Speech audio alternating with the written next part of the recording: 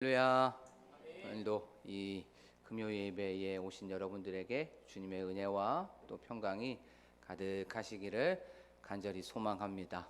우리 오랜만에 인사 한번 해보겠습니다. 당신의 생긴 것과 상관없이 사랑합니다 라고 좌우 옆 사람과 한번 인사하겠습니다. 당신의 생긴 것과 상관없이 사랑합니다. 오랜만에 사람은 외모를 보거니와 하나님은 외모를 보지 아니하시기 때문에 당신의 생긴 것과 상관없이 이 모든 것들을 사랑하시는 그 하나님을 바라보시면서 나아가는 이 금요 예배 시간이 되기를 원합니다. 우리는 저번 시간에 마음의 소리라고 하는 그 제목을 가지고 말씀을 좀 나눠봤죠. 성령님께서는 세례를 받으시고 올라오신 그 예수님을 이끌고 어디로 갔습니까? 광야로 가게 되었죠. 여기서 이끌다라고 하는 건 데리고 가다, 인도하다라고 하는 그런 뜻이었어요. 근데 데리고 가고 인도하는 건 성령님이 막 붙잡고 막 이렇게 데려간 것이 아니지요.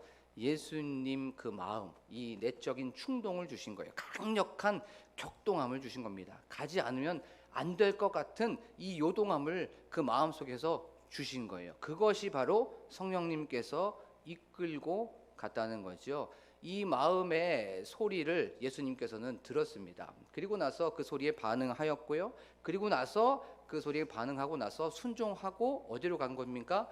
광야로 들어가게 된 것이죠. 우리도 삶 속에서 그렇습니다. 우리도 끊임없이 일상 속에서 마음의 소리가 들립니다. 성령님께서 그거 하면 안 된다, 그거 해야 된다, 지켜야 된다, 만나면 안 된다 라고 하면서 마음의 소리를 계속해서 들려주시지요. 너 헌신해야 된다, 예배 나와야 된다, 기도해야 된다, 드려야 된다 라고 하면서 계속해서 마음에 울림도 주시고요, 또 두드림도 주십니다. 그 마음의 소리에 우리가 순종하기를 원합니다 라고 하면서 말씀을 살펴봤습니다.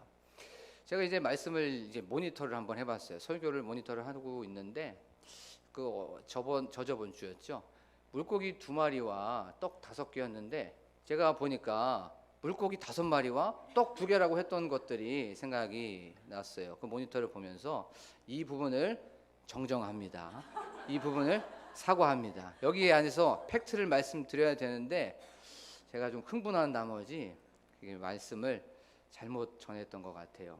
우리가 세상을 살아가다 보면 실수할 수도 있죠. 그리고 어떤 부분에 대해서 잘못할 수 있습니다. 그거에 대해서 잘못했던 건 잘못했다고 빨리 또 신속하게 사과하고 미안하다고 얘기하면 그 갈등의 폭이나 갈등의 그 길이 또 어떤 깊이가 더해지지 않죠. 하지만 잘못했다고 말하지 않고 또 미안하다고 말하지 않으면 이것들이 시간이 지나가다 보면 깊어지고 또 골이 아주 단단해집니다. 그렇죠?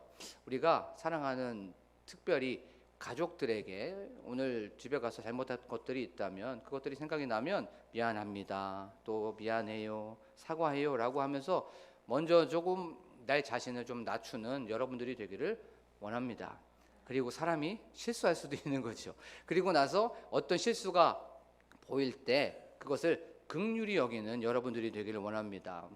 그 실수가 보일 때마다 어떤 허물이 보일 때마다 그것을 덮어주고 가려주고 그것을 조금 뭐랄까 긍휼히 여기고 불쌍히 여기면서 나아가는 여러분들이 되기를 원합니다. 근데 참 재밌는 게 있어요. 어떤 사람이 잘못한 것들이 눈에 보이고 그것을 지적하고 비판하면 되게 신기한 건 그 사람이 반드시 그런 잘못을 하게 되어 있다는 것을 저는 굉장히 많이 경험을 하게 되었어요. 그래서 그 실수가 보일 때마다 덮어주면 그게 똑같이 어떤 사람이 내 실수를 보고 덮어주게 된다는 것을 알게 되었습니다. 그래요. 우리는 실수나 허물이 있을 때마다 덮어주고 묻어주고 좀 가려주는 그렇게 덕이 있는 우리 광복교회 성도님이 되시기를 원합니다. 오늘 제목은 바로 나만 그런 줄 알았습니다 라고 하는 그 제목을 가지고 우리가 말씀을 좀 살펴보도록 하겠습니다. 이제 예수님께서는 성령님께 이끌려서 광야로 들어가게 되었습니다. 이 광야라고 하는 것에 대해서 우리가 좀 한번 초점을 맞춰 볼게요.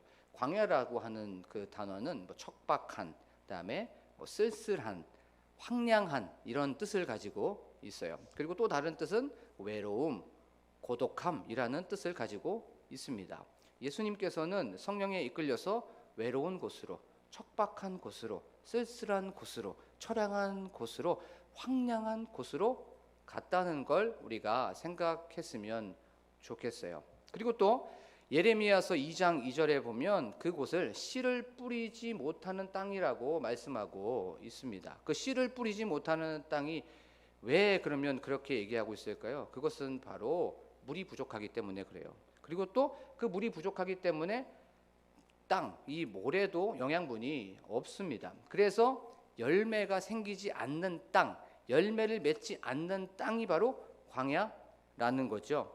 그리고 또 물도 부족하고 또 풀도 부족합니다. 먹을 것도 부족합니다. 항상 무엇인가 갈증이 나고 모자르고 부족하고 결핍되어 있는 땅, 그곳이 바로 광야라는 거예요. 그곳으로 예수님은 가시고 거기에서 계셨다는 것을 우리가 계속해서 생각해 보기를 원합니다. 그리고 또 우리가 너무나도 잘 아는 것, 낮에는 몇 도나가 되냐면 40도 이상이 되고 또 밤에는 한 자릿수의 그 온도로 떨어지게 돼요. 무려 일교차가 40도나 되죠. 지금 우리 한 일교차가 굉장히 많아졌다고 우리가 지금 느끼고 있죠. 밤에 새벽에 보면 한 17도, 15도까지 떨어집니다. 근데 그 점심 오후가 되면은 한 24도, 25도까지 올라가는 것을 보게 돼요. 10도가 이렇게 차이가 나도 우리가 이 몸의 어떤 루틴, 우리 몸의 리듬이 완전히 변하는 것을 알 수가 있죠. 그런데 40도나 이 일교차가 차이가 나면 이 몸의 모든 리듬이 다 깨지게 됩니다. 그래서 살지 못하는 곳이에요. 또 거기에는 짐승밖에 없었다고 또 성경은 말씀하고 있어요. 이런 자연의 위험도 있었고 또 짐승의 위험도 있었어요. 그리고 앞으로 어떤 일이 일어나지 못하는, 어떤 일이 일어날까라고 어떤 계획도 할 수 없는 땅, 그곳이 바로 광야였습니다. 소망도 없고 생명도 없는 그곳으로 예수님은 갔던 거예요. 예수님을 성령님께서는 이끌고 가셨던 겁니다. 이 말씀을 이제 우리의 삶 속에서 한번 생각해 보기를 원해요. 우리가 세상 사람들을 만나고 또 관계하고 교제하고 거기에서 또 쉼을 누리기도 하고 또 그곳 안에서 우리가 어떤 일을 하게 되고 어떤 일을 또 선택하게 되죠. 이 모든 것들이 우리의 삶입니다. 그리고 이 모든 것들이 우리의 일상이죠. 우리가 이것들을 계속 반복하고 또 이런 루틴들을 계속 하다 보면 세상 사람들 그리고 어떤 사람들은 광야와 같은 세상이라고 얘기를 하고 있어요. 그리고 많은 사람들이 그렇게 광야와 같다라고 얘기를 하게 돼요. 그게 무엇이냐면 무엇인가 막 풍족한 것 같아요. 이 세상에 보면 굉장히 많이 충만하고 무엇인가 가득 차 있는 것 같죠. 그런데 광야와 같은 세상, 많이 있고 풍족한 것 같은데 결핍이 있고 부족하고 모자라다고 얘기합니다. 광야와 똑같죠. 그 다음에 무엇인가 굉장히 재미있고 화려해 보인다고 얘기합니다. 실제로도 그렇게 보이는데 그 안을 곰곰이 들어가 보면 굉장히 공허하고요. 그 다음에 굉장히 허무하다는 것을 알 수가 있습니다. 그리고 사람들이 많은 곳에 거기 안에서 굉장히 즐겁고 그 안에서 누릴 수 있는 것이 많이 있다고 생각하지만 군중 속의 고독이라고 하는 것처럼 사람들이 많이 있지만 그 안에서 외로움도 느끼고 광야에서 있었던 것처럼 광야라는 그 말처럼 거기 안에서 고독함도 느끼는 것이 바로 광야 같은 세상이라는 거죠. 말씀을 준비를 하면서 이 사람들이 많은 곳에서 혼자 있었던 경험이 한번 떠올랐습니다. 이제 송도라는 그 인천의 도시가 있죠. 송도라는 그곳이 지금은 굉장히 아파트도 많이 들어서 있죠. 송도 신도시가 생겨날 때쯤 제가 이제 거기에서 한밭집 단기 알바를 하게 되었습니다. 근데 제가 뭐 기술이 있는 것도 아니고 거기서 제가 하는 건 그냥 4시쯤에부터 시작해서 거기서 이제 부식 나르고 거기에서 한 2시까지 식판만 계속 닦는 것이었어요. 근데 저에게는 숙소가 없었습니다. 그래서 그 도시, 그 송도라는 곳이 이제 아파트가 올라가는 곳이었기 때문에 모든 것이 다 무너져 있는 상태였어요. 그때 한밭집에 오는 인부의 인원이 750명에서 800명이었습니다.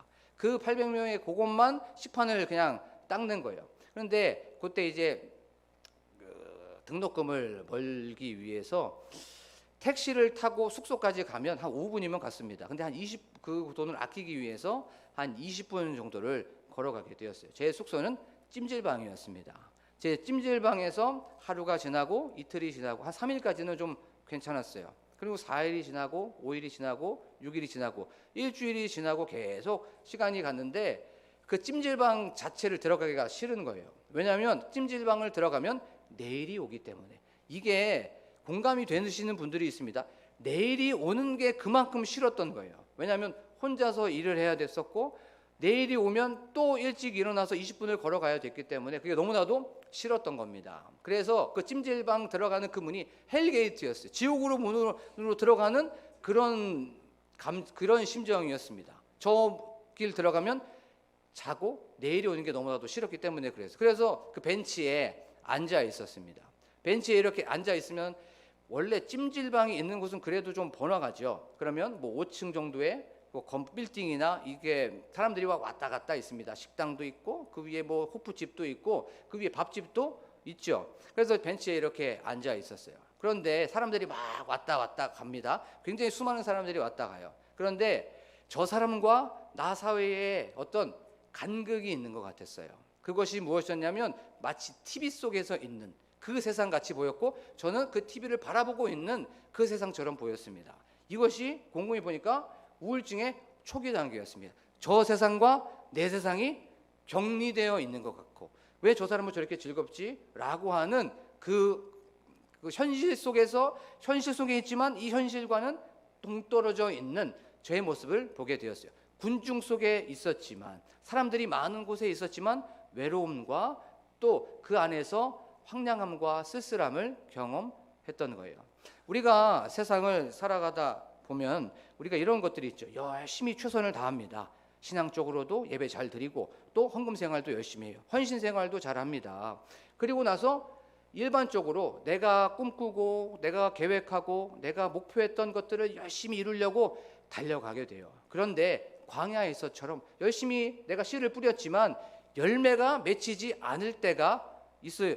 그러면 또 그것이 어떤 자녀의 아니면 어떤 건강에 어떤 물질의 씨를 계속 뿌렸는데 그것이 맺히지 않을 때가 너무나도 많이 있다는 것을 알 수가 있죠. 광야와 같은 그런 삶을 살 때가 많이 있다는 거예요. 그리고 또 이렇게 살아가다 보면 소망도 사라지게 되고 또 희망도 사라지게 되고 기쁨도 사라지게 되는 그런 광야와 같은 삶을 살아가는 그런 사람들도 많이 있습니다. 내일 일이 어떻게 될지도 모르겠고 안 풀릴 것 같고 너무나도 답답해져 있는 그런 삶을 살아가는 사람들도 있어요.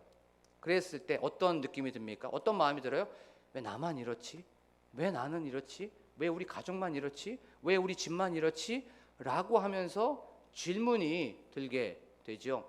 예전에 사역을 했을 때 한 청년이 있었어요. 근데 그 청년이 임용고시를 준비하고 있는 그 청년이었습니다. 그 임용고시 1년에 한 번만 보는 거죠. 그렇죠? 1년에 한 번만 보는 겁니다. 근데 그 청년이 그 필기까지는 다 합격을 하였어요. 그런데 우리가 다 아는 것처럼 이 선생님을 뽑을 때는 1.5배를 뽑게 되죠. 그래서 이제 면접을 보기 전에 판서도 하고 또 거기에서 이제 수업 시연도 하게 되었어요. 그리고 또 면접도 보게 되었습니다. 그런데 한 번 떨어지고 두 번 떨어지고 세 번 떨어지고 네 번 떨어지고 5번을 떨어지게 된 거예요.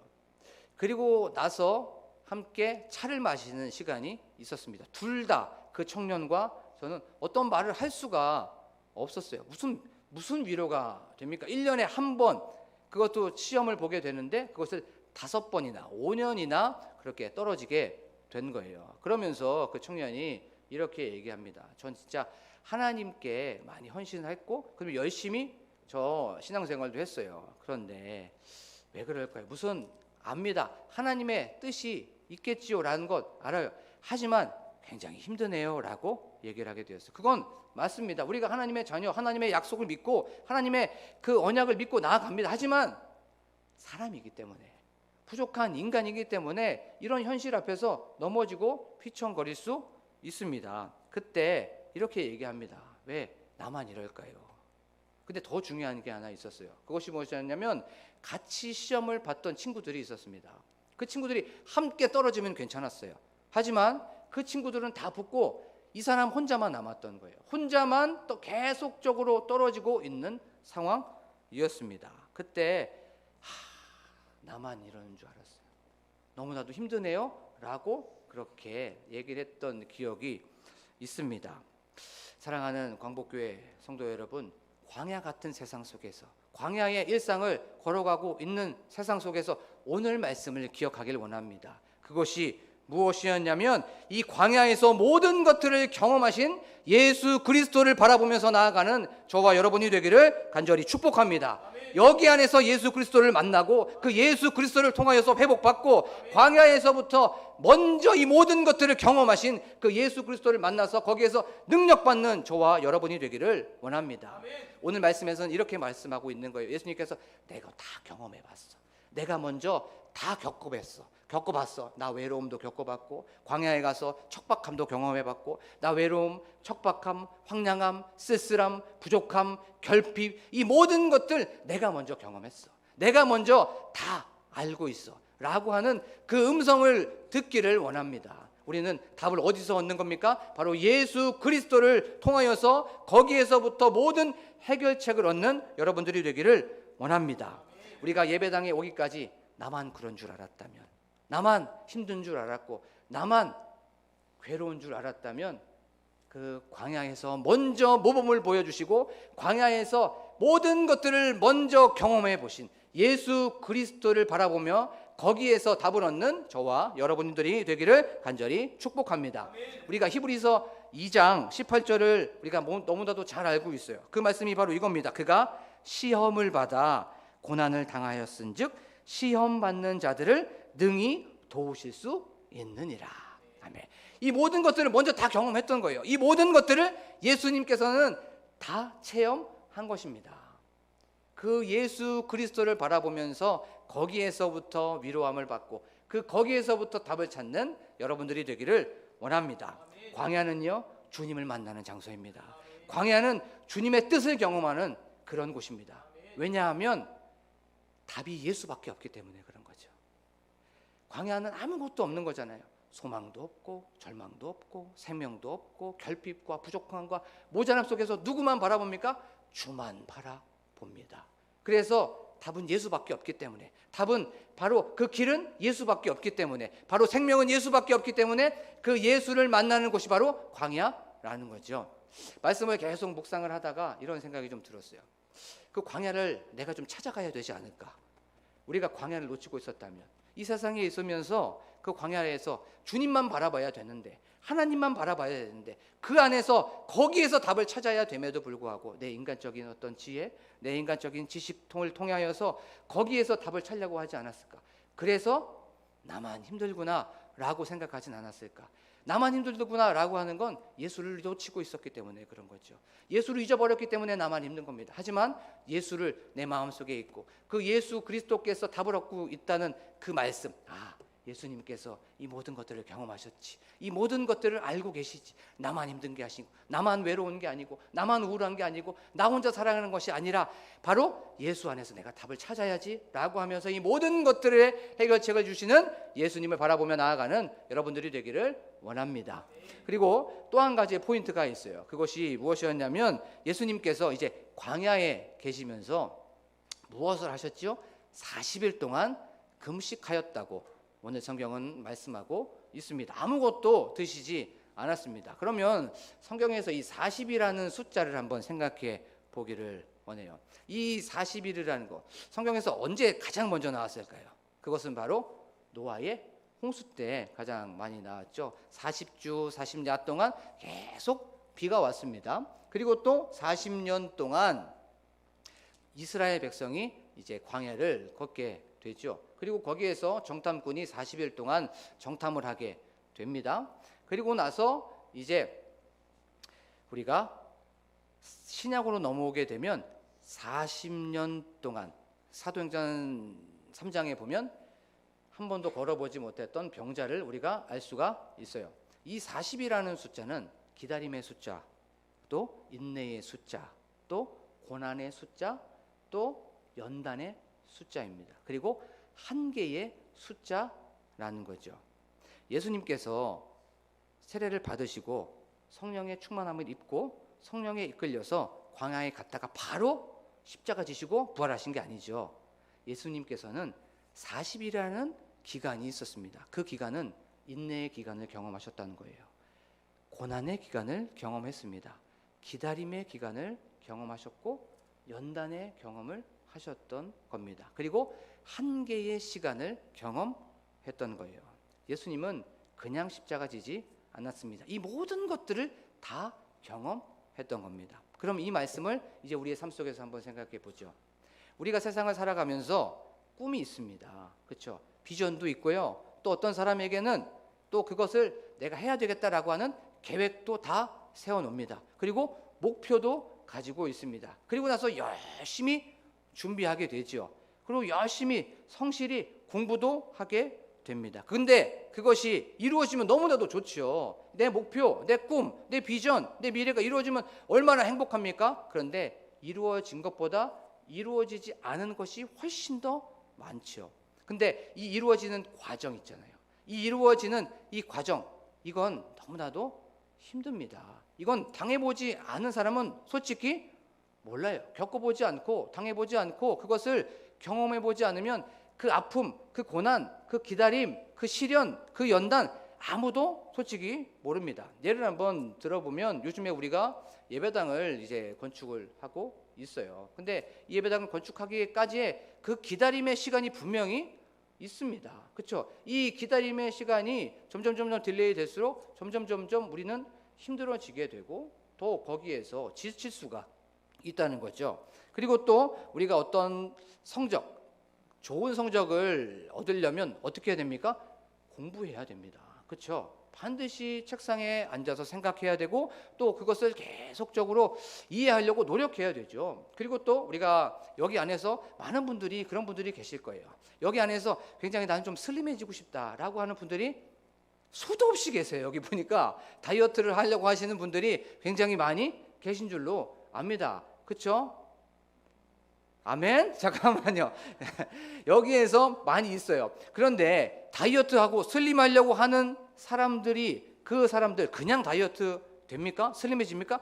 아니죠. 안 먹어야 됩니다. 그렇죠? 절제해야 돼요. 그런데 아침 드시고 점심 드시고 저녁 드시고 중간중간에 간식 드시고 야식 드시면 코끼리같이 그렇게 막 드시면 살이 빠질 수가 없어요. 이건 진리입니다. 진리예요. 그렇죠? 하마처럼 그렇게 드시는데 그건 죄입니다. 죄. 그렇죠?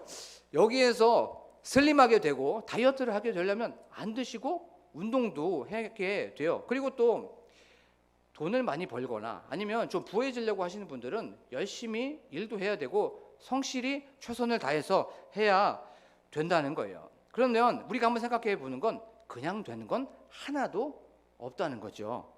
다 어떤 기다림의 시간이 있고 인내의 시간이 있습니다. 그리고 연단의 시간도 있고 그것에 대한 그것이 크면 클수록 고난의 시간도 있다는 거죠. 그러면 그때 내 마음속에서 어떤 마음이 들까요? 무엇인가 내가 목표를 이루려고 해서 열심히 했는데 안 돼요. 그랬을 때 왜 나만 이렇지? 왜 나만 이럴까? 왜 나만 이렇게 힘들지? 왜 나만 이렇게 고난이 있을까? 라고 하면서 다시 한번 물어보는 질문이 막 생길 수가 있습니다. 그리고 더 중요한 건 원인을 모를 고난이 찾아올 때가 있어요. 또 이유 없는 그런 어떤 시련이 찾아올 때가 많이 있습니다. 그때 어떻습니까? 왜 나만 이런 고난이 있을까? 왜 나만 이렇게 힘들까? 왜 우리 집만 이럴까? 왜 내 가정, 내 자녀만 이럴까라고 그렇게 생각할 수 있습니다. 그때 또 말씀을 보는 거예요. 그때 또 예수님께서 광야에서 바로 십자가 지시고 부활하지 않았습니다. 예수님께서 40일 시련의 기간, 기다림의 기간, 고난의 기간, 인내의 기간, 거기에서 예수님도 한계의 기간을 참고 그것을 다 감당하셨던 거예요. 예수님 말로만 기다리라고 말씀하시지 않으셨습니다. 예수님 말로만 참아야 된다, 말로만 견뎌야 돼라고 하지 않으셨어요. 예수님 이 40일이라는 그 기간을 버티고 기다리고 거기 안에서 그 고난의 모든 시간을 감당하셨던 거예요. 또 말씀하시는 거예요. 나도 그 모든 것들 경험했어. 나도 기다렸고, 나도 고난 받았고, 나도 시련의 기간을 경험했어. 너만 힘든 거야? 아니야. 내 모든 것들 다 안다라고 하는 그 예수 그리스도의 말씀을, 이 말씀을 통해서 경험하기를 원합니다. 예수님은 멀리 있으신 분이 아니에요. 예수님은 저기에 있는 분이 아닙니다. 지금 바로 현재 여기에서 우리와 함께 하시고 나와 여기에서 같이 동행하시는 그 분이 바로 예수 그리스도라는 걸 기억하면서 나아가기를 원합니다. 고난의 시간을 겪고 있고 기다림의 시간을 겪고 있는 분이 혹시 계시다면 여기에서 오늘 말씀을 통하여서 나도 다 그거 경험했다, 나도 이 기다림의 시간, 고난의 시간 다 알고 있다라고 하는 그 음성을 경험하는 여러분들이 되기를 원합니다. 자, 다시 이제 5년의 그 임용고시를 떨어졌던 그 청년의 이야기로 한번 가보겠습니다. 이제 5년의 그 시간이 지나고 나서 그 청년 흔들리지 않았습니다. 수요 예배 반주도 계속 하고 있었고 오후 예배 반주도 했습니다. 그리고 나서 이제 6년째가 되고 10월 달, 11월 달 정도에 이제 임용고시를 보게 되었어요.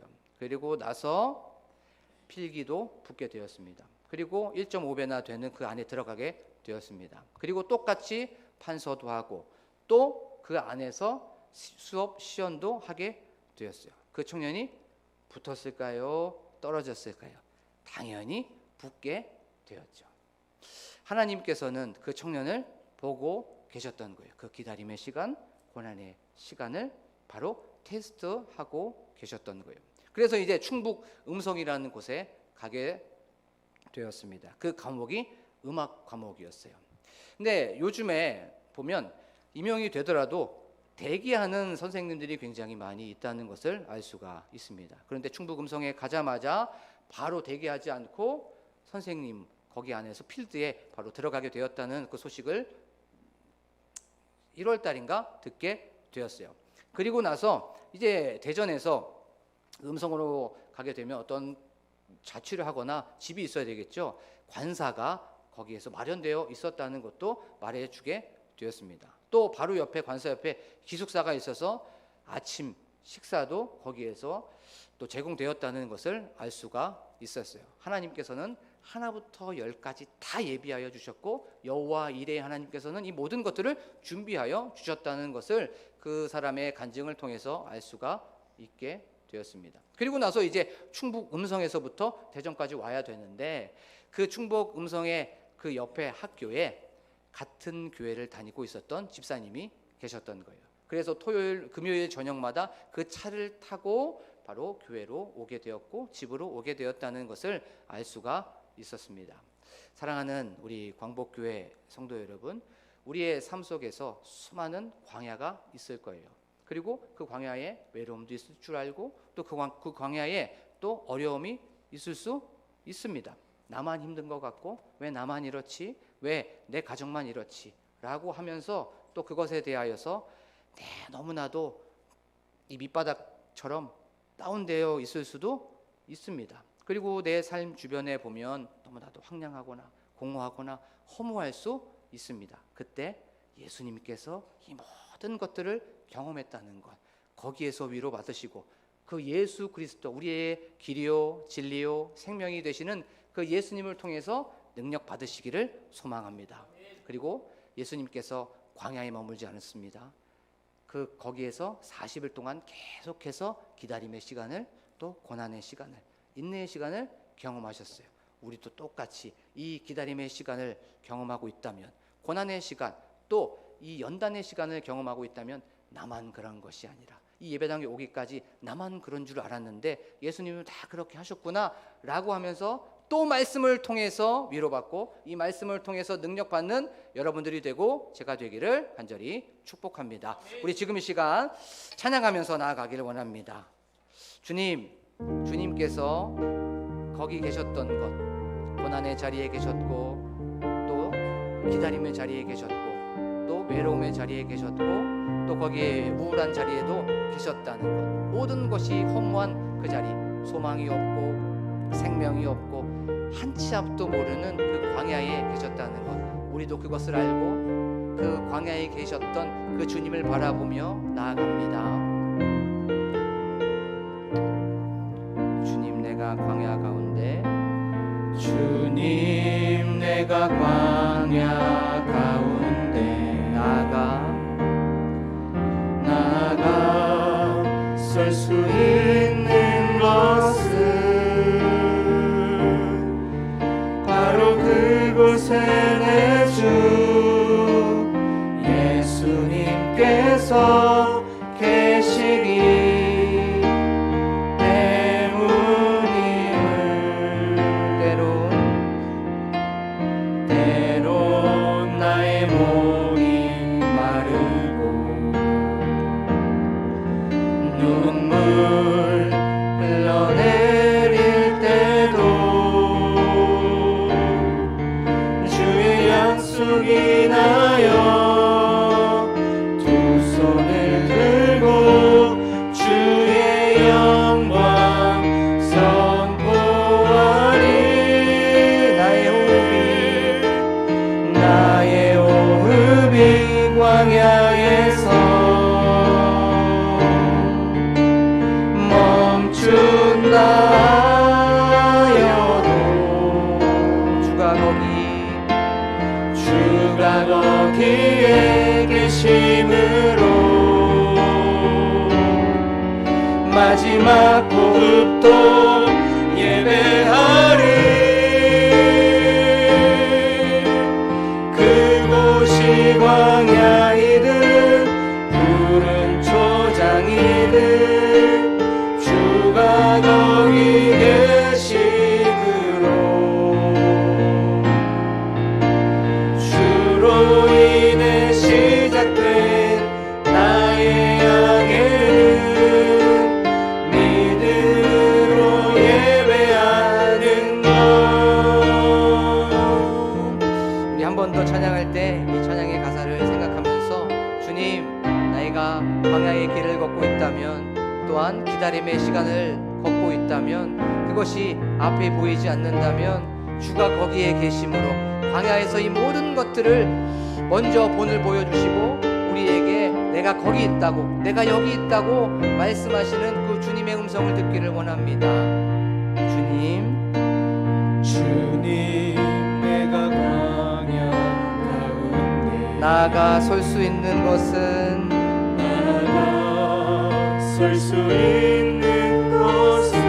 바로 그곳에 내 주 예수님께서 계시기 때문임을 기억하기를 원합니다. 때론 나의 목이 마르고 눈물 흘러내릴 때도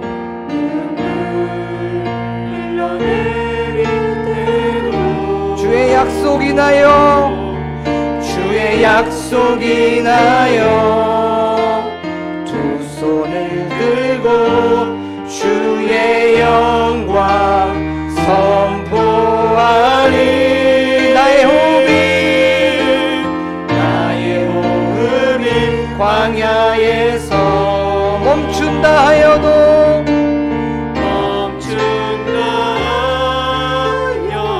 주가 거기에 계심으로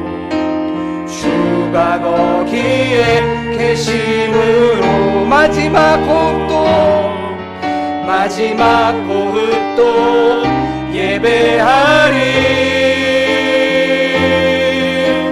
그곳이 광야이든 푸른 초장이든 주가 거기 계심으로 주로 인해 시작된 나의 양해는 믿음으로 예배하는 그곳이 광야이든 푸른 초장이든 주가 거기 계심으로 주로 인해 시작된 나의 항해를 믿음으로 우리 지금 이 시간 말씀을 기억하며 주여 한번 부르고 기도합니다. 주여